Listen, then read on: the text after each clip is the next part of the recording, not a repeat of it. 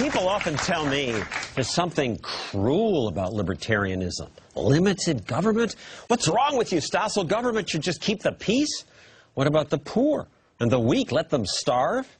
Child labor laws, public schools, safety regulations, these are good things. And how about some financial regulation? They say certainly we need government to protect us from the panics and the crookedness like we just had. Well, here are four libertarians eager to address these questions. Jeffrey Myron teaches economics at Harvard. DeRoy Murdoch writes a syndicated newspaper column. Wendy McElroy is the founder of iFeminist.com. And David Bose is vice president of the Cato Institute, the biggest libertarian think tank. So, Jeffrey, you first. Libertarians in the audience, it's always good to hear. The safety net first. I mean, we're a rich country. Isn't it the role of the country to take care of poor people? The libertarian view is that it's not. The libertarian view is that people should... Cruel. Well, it might, in some cases, be a little cruel, but it's better than making everyone feel that they can get their support from somewhere else. It means you're not taking it from people who have worked hard to earn their income to give it to people who have not worked hard. But why is that better if people suffer in a rich country and rich people have ludicrous amounts of money? Well, first of all, the number of people who will suffer is likely to be very, very small. Private charity, private efforts will provide support for the vast majority of people who would be poor in the absence of some kind of support. And when government does it, it creates an air of entitlement that leads to more and more demand for redistribution until everyone becomes a ward of the state. Wendy McElroy? Government aid doesn't enrich the poor. Government aid makes them dependent. And the biggest hindrance to the poor... At least they have something. The biggest hindrance to the poor right now is the government. The government should get out of the way of people. It should allow people to open cottage industries without making them jump through hoops and licenses and taxing them to death. It should open up public lands and do a 21st century equivalent of 40 acres and a mule. It should basically get out of the way of people and let them achieve and rise through merit. Yeah. And what about the people who fall through the cracks? There will always be people who fall through the cracks, and I don't mean to be glib about this. I ran away from home when I was 16. I lived on the streets. I know how poor is, so I'm never glib about poverty. But you say compared to what? Compared to what system? Libertarianism provides the greatest prosperity for the greatest people, and prosperous nations are where charity occurs, where opportunity occurs. DeRoy? Well, I think if we're talking about public assistance, if we just focused on poor people, I think there'd be a lot more support for these sorts of things. Unfortunately, this country, we've decided that when we start a new program like the prescription drug program, it's not just for poor people who are 80 years old, can't take care of themselves. It's for everybody over 65. Including members of the Rockefeller family or, I imagine, Bill Gates Sr. And there's this sort of a fire hose effect. You just take a fire hose and spray money all over the place. And there's no limitation to it. It seems as if the government is taking care of not just people who can't take care of themselves, but almost everybody in society. The health care bill now covers families up to about $60,000 in some instances. So we've gone well beyond any sort of a limited type of assistance for people who can't care for themselves. Instead, it's just a giant universal entitlement system. And they say that's what makes them popular. People like that. It's way too expensive. I mean, with all these things, we're spending tons and tons of money that we don't have, and we're now in a printing press sort of culture, and I think we're going to have huge inflation as a result of trying to take care of everyone at the same time, rather than focusing a little bit on people who really have no other options. David?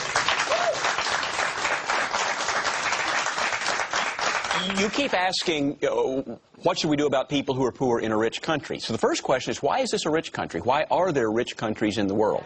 Because 5,000 years ago, 2,000 years ago, 500 years ago, there really weren't rich countries in the world. There are rich countries now because an increasing part of the world is following basically libertarian rules. Private property, free markets, individualism. You do make it by your own efforts, by your own achievement. And that's what has taken us. The most important way that people get out of poverty is economic growth that free markets allows. The second most important way, maybe it's even the first, is family. There are lots of income transfers within families. Third would be self-help and mutual aid organizations. People join groups. This was very big before the rise of the welfare state. People let's would just join clarify groups. that. There were mutual aid societies before the welfare state that were driven out of business because people said, oh, well, the government's going to do it. Now the government's taking care of it. But there used to be groups of working men, of immigrants, of working women who joined these organizations that we now know only vaguely through old cartoons. They're the Odd Fellows and things like that. They were sexist and racist. They helped people of their own kind. Yes,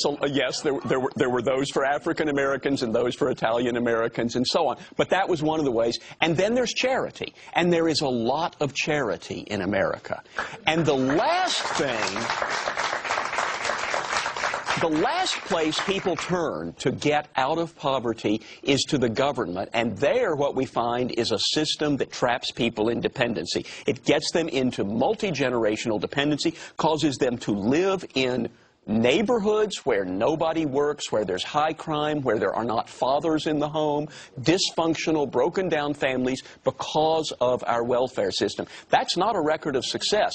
That you should be asking advocates of that system, why don't you care about the poor? Because they have delivered, maybe next week they have delivered broken homes, dependency, crime, and lousy schools. One way you get out of poverty is you get an education. And some people say in this country everybody's entitled to a free education. Yes, but in the inner cities you don't get much of an education unless you're really driven yourself. All right, one more question and quick answers. When I make speeches around the country, the first thing people say is, how can you defend capitalism? Look how it just failed. And obviously government has to manage this better. Jeffrey? I think that government was enormously responsible for our recent ups and downs in the economy. It's partially housing policy that subsidized people to buy houses who couldn't afford them. It was partially Federal Reserve policy.